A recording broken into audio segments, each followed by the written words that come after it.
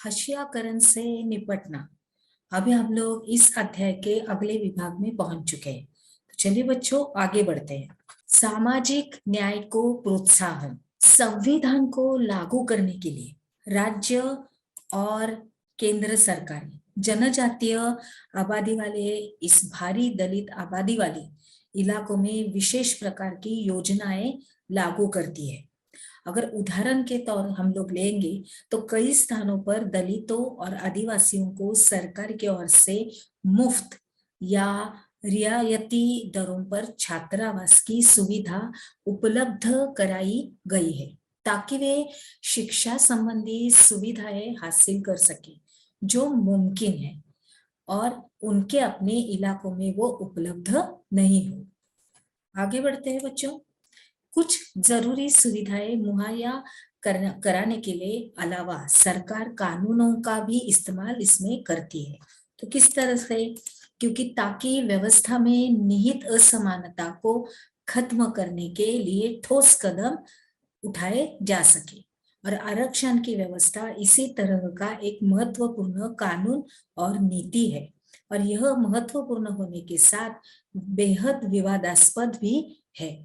शिक्षा संस्थानों और सरकारी नौकरियों में दलितों और आदिवासियों के लिए सीटों के आरक्षण का कानून एक महत्वपूर्ण तर्क पर आधारित है और इसके पीछे समझ यह है कि हमारे जैसे समाज में जहाँ कुछ तबकों को सदियों तक पढ़ने लिखने और नई निपुणताएं हासिल करने के अवसरों से वंचित रखा गया है, वहां लोकतांत्रिक सरकार को इन तबकों की सहायता के लिए ठोस कदम उठाने ही चाहिए।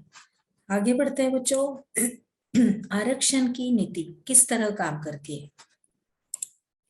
देश भर की सभी राज्य सरकारों के पास अनुसूचित जातियों या दलितों, अनुसूचित जनजातियों और पिछड़ी और अति पिछड़ी जातियों की अपनी अपनी सूचियां रहती है और इस तरह एक सूची केंद्र सरकार के पास भी होती है जो विद्यार्थी शैक्षणिक संस्थानों में दाखिले के लिए या जो उम्मीदवार सरकारी नौकरियों के लिए आवेदन देते हैं उन्हें जाति और जनजाति प्रमाण पत्र के रूप में अपनी जाति या जनजाति का सबूत देना होता है। अगर कोई खास दलित जाति या जनजाति सरकारी सूची में है तो उस जाति या जनजाति का उम्मीदवार आरक्षण का लाभ उठा सकता है। कॉलेजों और खासतौर से मेडिकल कॉलेजों जैसे पेशेवर संस्थानों में दाखिले के लिए सरकार ने कट ऑफ का न्यूनतम अंक सीमा तय की हुई है और इसका मतलब यह है कि इन संस्थानों में सभी दलित और आदिवासी उम्मीदवार दाखिला नहीं पा सकते। इनमें क्या होता है कि उन्हीं दलित और आदिवासी विद्यार्थियों को दाखिला मिल सकता है जिन्होंने परीक्षाओं में अच्छा प्रदर्शन किया है और न्यूनतम अंक सीमा से ज्यादा अंक प्राप्त किए हैं।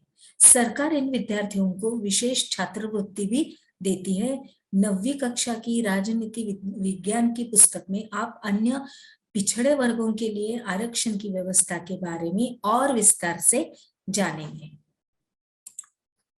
हशियाई समुदायों को भेदभाव और शोषण से बचाने के लिए नीतियों के अलावा हमारे देश में कई कानून भी बनाए गए। आइए यहाँ एक सच्ची घटना पर आधारित एक केस स्टडी को पढ़कर जाने कि अपनी रक्षा के लिए दलित इन कानूनों का किस तरह इस्तेमाल करता है। देखते हैं।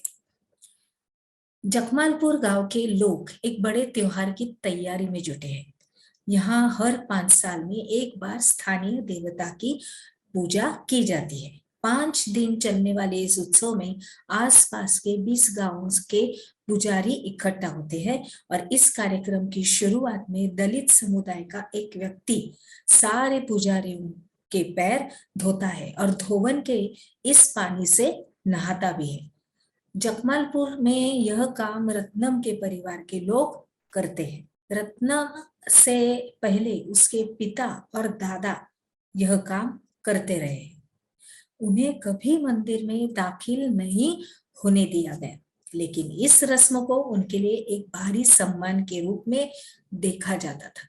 इस बार रत्नम की बारी थी और रत्नम 20 साल का था और पास के ही एक कॉलेज में इंजीनियरिंग की पढ़ाई कर रहा था और उसमें यह रस्म करने से इनकार कर दिया। आगे बढ़ते हैं, क्या हुआ, हमने क्या सीखा। अभी इस विभाग का ये प्रश्न है, तो चलिए देखते हैं। सामाजिक न्याय को प्रोत्साहन इस बारे में लिखिए।